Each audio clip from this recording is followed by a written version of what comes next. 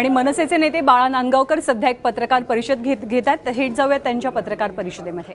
तारखेला 6 वाजेपर्यंत आणि 27 तारखेला 3 वाजेपर्यंत फॉर्म भरायची शेवटची तारीख होती. आणि तो अनुभव मी त्यांना काल बोलून दाखवला. कपडा तसा अनुभव यायला तर येऊ देऊ नका. लवकर मला सांगितलं तर तुमचे खूप मेहरबानी होईल. आम्ही युतीला तयार आहोत. लहान भाऊ म्हणून आपण आमच्या युतीचा सन्मान राखावा, विचार करावा प्रस्तावाचा. आणि त्याप्रमाणे मग त्यांनी सगळ्यांनी सांगितलं की आम्ही उद्धव साहेबांशी बोलतो आणि तुम्हाला त्याप्रमाणे निरोप देतो. कदाचित रात्री निरोप देतो काल असं सांगितलं होतं. मग मिलिंद नार्वेकर मला खासपर्यंत सोडायला आले. मला सन्मानाने आत घेतलं, सन्मानाने बाहेर सोडलं. आणि त्याला ते बोलले की मी उद्धव साहेबांशी बोलतो आणि तुम्हाला सांगतो बाकीची काय बोलले. आज सकाळी दुपारच्या सुमारास जी प्रेस कॉन्फरन्स झाली तेव्हा उद्धव ठाकरेंनी स्पष्ट शब्दात म्हटलं की माझ्याकडे युतीचा कुठलाही प्रस्ताव नाही. मग नेमका हा प्रस्ताव खरंच गेला आहे की जाणीवपूर्वक नाही, याचा अर्थ मी मातोश्रीला गेलं हे एकतर खोटं असेल. लक्षात मला जर मातोश्रीला जग जाहीर करून जायचं असं तर मी प्रेसवाल्यांना घेऊन गेलो असतो. हालाकी 15-20 मिनिटापूर्वीच प्रेसवाले तिथून निघून गेले होते. पण मला कुठेही ह्या माझ्या 2 भावंडांना एकत्र आणणं हे माझ्या दृष्टीने महत्वाचं होतं. मराठी माणसांसाठी हे 2 भावंड एकत्र येऊन युती व्हावी आणि महाराष्ट्रात मराठी माणसांचं गोमटं व्हावं, मुंबईचं गोमटं व्हावं यासाठी मी केलेला प्रयत्न होता तो. नाही तर मी प्रेसवाल्यांना घेऊन जाऊ शकलो असतो. पण मी तसं केलं नाही. आणि कालही मी तुम्हाला कोणालाही प्रेसवाल्यांना एकही प्रेसवाल्यांना भेटलो. मी आत्ता तुम्हाला भेटतोय. आज संध्याकाळपर्यंत मी वाट बघत होतो की मला निरोप येईल. पण आता तुम्ही म्हणताय की उद्धव साहेबांनी जर असं सांगितलं असेल तर मला वाटतं मी कदाचित मी खोटा असेल आणि ते खरं बोलत असतील. त्याच्या पलीकडे मी काहीच बोलू शकत नाही. याचा अर्थ मी मातोश्रीला गेलो ते खोटं आहे. याचा अर्थ मला अनिल देसाई, सुभाष देसाई साहेब, राहुल चव्हाणे साहेब, अनिल परब साहेब, मिलिंद नार्वेकर हे भेटलं ते कदाचित खोटं असेल. त्याच्या पलीकडे मी काय बोलू शकत नाही. मला असं वाटतं की माझ्या आयुष्यात मी खोटं बोलत नाही. गेलो ते खरं आहे ते सांगितलं. त्याच्या पलीकडे त्यांचा विचार आहे. पण याचा अर्थ असं समजायचा की ही युती होत नाहीये. आता मला असं वाटतं की त्यांनी जर तसं सांगितलंय तर मला माहिती नाही. पण आमची निवडणुकीच्या दृष्टिकोनातून आम्ही आमची तयारी केलेली आहे. तो काही विषय येत नाही. प्रस्ताव कुठलाही आलेला नाहीये. प्रस्ताव आलेला आम्ही नाही. मग माझं असं म्हणणं जर प्रस्ताव आलेला नाही असं त्यांचं म्हणणं त्यांनी त्याच्या नेते मंडळीला विचारावं ना.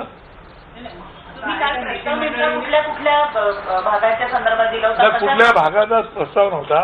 हा केवळ मुंबईचा प्रस्ताव होता. युती करण्याचा प्रस्ताव होता. त्याच्यात कुठली अट नव्हती, शर्त नव्हती की तुम्ही आम्हाला इथं मदत करायचा, तुम्ही आमच्याला ह्या सीट सोडायचं, काही नव्हतं. सिंपल प्रस्ताव होता. आमच्या सीट तुम्ही आम्हाला द्या. आमची कुठली अट शर्त नाही.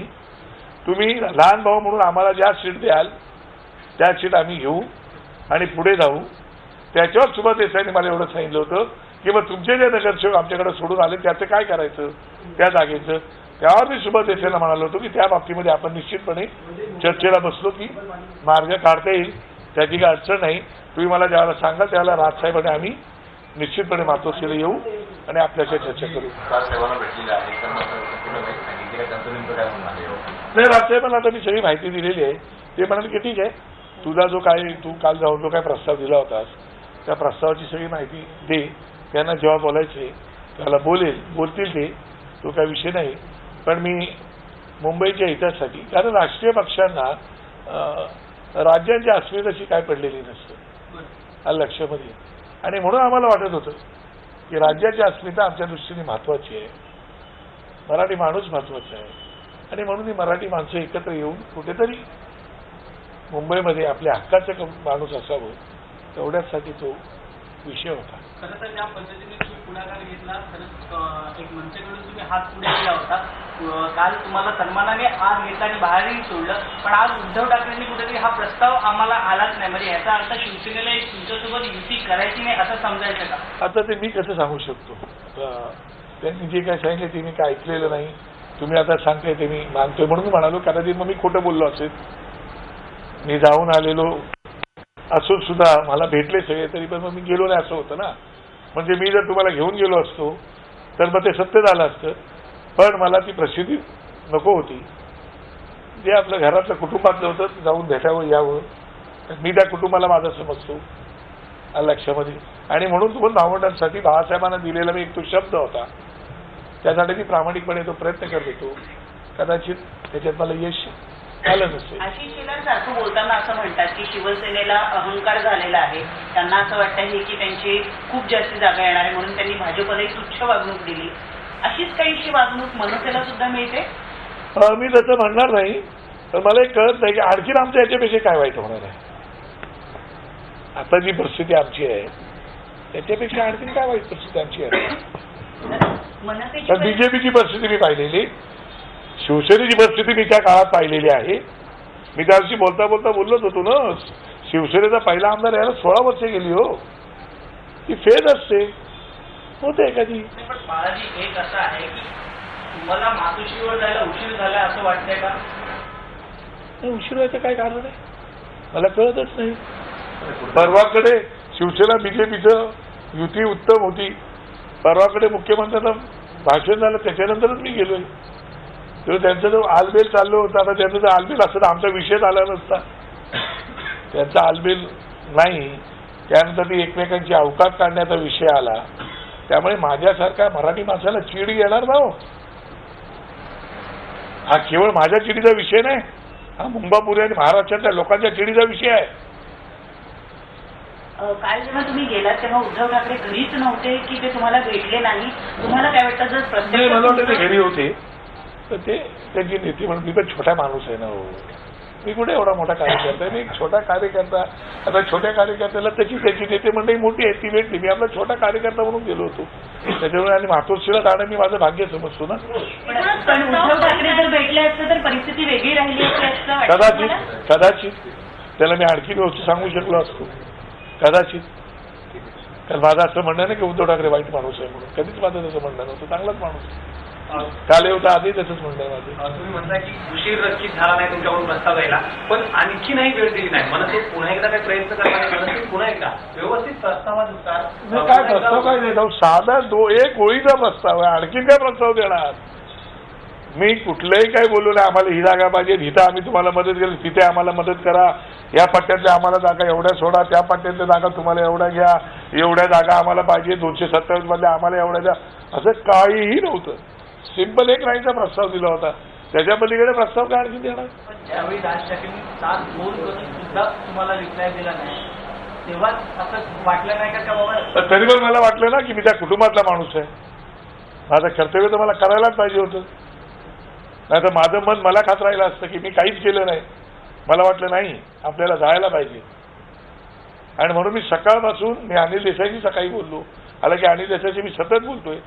अनिल देसाईची सकाळी बोललो, त्यांना SMS पाठवले, आणि मग संध्याकाळी मी, कारण अनिल देसाई तिकडे मिटिंगमध्ये अडकलेले होते, त्यामुळे त्यांनाही दोष देण्यात पॉईंट नाही. नाही काही ते मी तुम्हाला मेसेज 7 फोनची जी चर्चा आहे ती जरा पुन्हा सविस्तर सांगा. नेमके फोन कधी आता भाजपची युती सुटल्यानंतर केले की आधीपासून? अगोदरपासून आम्ही नेहमीच बोलतो मला, ते नवीन काही नाही. राजसाहेबांचे उद्धव ठाकरे ते 21-22 तारखेपासून बोलत होते एकमेकांशी माझ्या माहितीप्रमाणे. मला एक सांगा की ज्या पद्धतीनं तुम्ही म्हणता आहात त्यापूर्वी राज ठाकरेंनी तुम्हाला असं काही सांगितलं का की मी या गोष्टी करता त्यांना फोन करतोय, या निवडणुकीच्या संदर्भात, मराठी माणसासंदर्भात? राज ठाकरे साहेबांनी बरंच काही मला सांगितलं, म्हणून त्यांना जे काही सांगायचंय ते स्वतःच बोलले, ते मी बोलणं उचित नाही. पण त्यांनी एवढी का, राज ठाकरे साहेबांनी का 7 वेळा फोन केले, जे त्यातले 3 फोन तर माझ्या समोरच केले. त्यामध्ये त्यांची काय भावना होती ती मी पाहिली ना, पाहिली, ऐकली, आणि मग माझं मन राहवलं नाही, हे घडलं पाहिजे, याचा फायदा आहे त्यांना, याचा फायदा शिवसेनेलाच होता. हे मी अत्यंत ठासून आणि ठामपणे सांगतोय. दुर्दैवाने माहिती नाही मला. एक मराठी माणूस म्हणून तुम्हाला काय वाटतं की आम्हाला माहिती आहे की जेव्हा जेव्हा हा मुद्दा येतो की 2 बाबांची मराठी माणूस मला वाटतं की त्यांनी अजूनही वेळ गेलेली नाही, अजूनही ते विचार करू शकतात. आम्ही प्रस्ताव दिलेला आहे.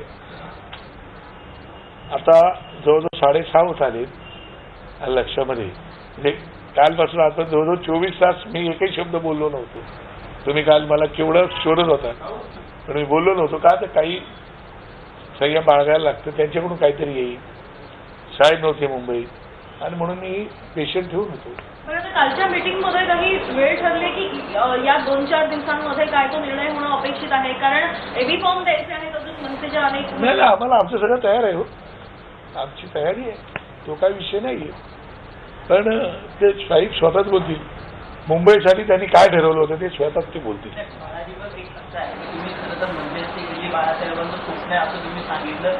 जेव्हा तुम्ही मध्यस्थी करता बाळासाहेबांचा प्रस्ताव जेव्हा उद्धव ठाकरेंकडून घेऊन जाता आणि उद्धव ठाकरेंकडून भेटायला जातो, किती दुःख होते तुम्हाला आता आता? त्याला काय सांगणार आता, ते तर दुःख आहेच ना, ते माझ्या एकट्या बाळानंदचं दुःख नाही बरं. तुम्हालाही सांगतो मी, शिवसैनिकांचं सुद्धा हे दुःख आहे, आमच्या कार्यकर्त्यांचं सुद्धा हे दुःख आहे, आणि त्याच्या पलीकडं मराठी माणसाचं सुद्धा हे दुःख आहे. लक्षात ठेवा, हे दुःख आहे.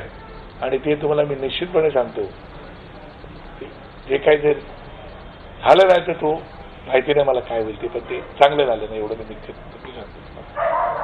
कारण मी अत्यंत प्रांजळ भावनेतून गेलो होतो, नाही तर मी ढोल वाजवत गेलो असं ना तुम्हाला सगळ्यांना घेऊन एक प्रांजळ भावनेतून गेलो होतो मी. मनसेकडून असा युतीचा प्रस्ताव भाजप किंवा इतर पक्षांना जाण्याची शक्यता आहे? मला तसं काही दिसत नाही, मला दिसत नाही. आणि त्याच्या पलीकडे माझ्या पलीकडे माझे सुप्रीम ते बोलतील त्या विषयामध्ये, त्या विषयात बोलत नाही, काय तो त्यांचा अधिकार आहे. पण मला काय तसं दिसत नाही. मध्यंतरी अशी पण चर्चा होती का राजसाहेब मुख्यमंत्र्यांना भेटतात कुठेतरी भाजपशी तरतूद करतील? तो या राज्याचे मुख्यमंत्री आहेत, ते बीजेपीचे मुख्यमंत्री नाहीत. हो, राज्याचे मुख्यमंत्री आहेत, तेव्हा राज्याच्या विकासाच्या संदर्भात मुंबईच्या प्रश्नांसाठी एकमेकांना भेटत असतो आम्ही, भेटत असतो एकमेकांना.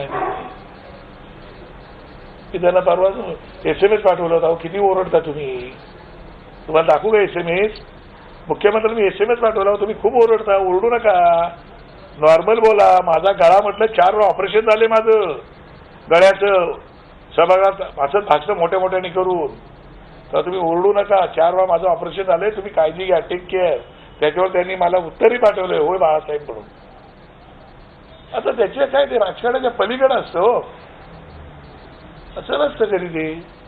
त्याच्यामुळे जाऊन एकमेकांना, आता मी मातोश्री ह्याला समजा मी वर्षावर गेलो तर काय युती करायला गेलो, मग माझ्या कुठल्या कामासाठी पण ते जायचं नाही, असं नसतं ना. हो, मनसे अजून किती वेळ वाट बघणार आहे? कारण आता तुम्ही जसं म्हणाले 24 तास झालेले आहेत, 24 तासात कुठलीच हालचाल झालेली नाहीये.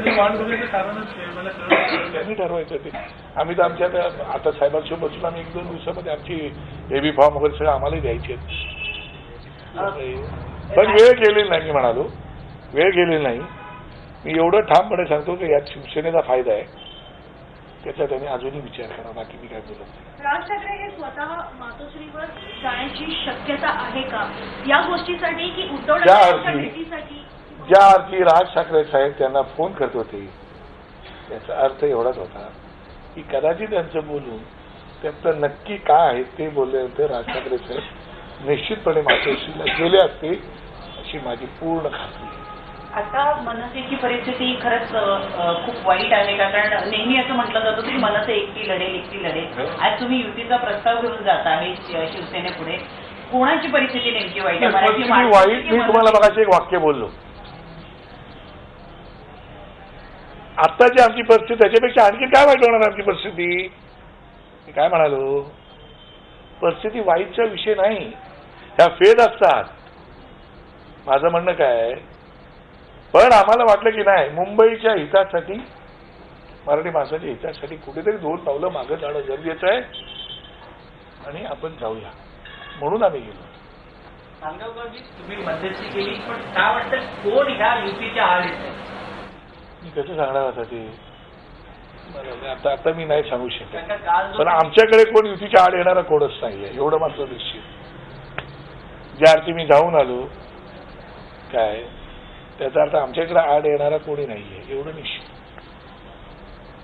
काल तुम्ही 5 नेत्यांना भेटलात. उद्धव ठाकरे आज म्हणतात की माझ्याकडे कुठला प्रस्ताव आला नाहीये. तुम्ही दिलेला प्रस्ताव वरपर्यंत गेलाच नाही असं काय आहे का? काय नेमकं कसं सांगू तुम्हाला?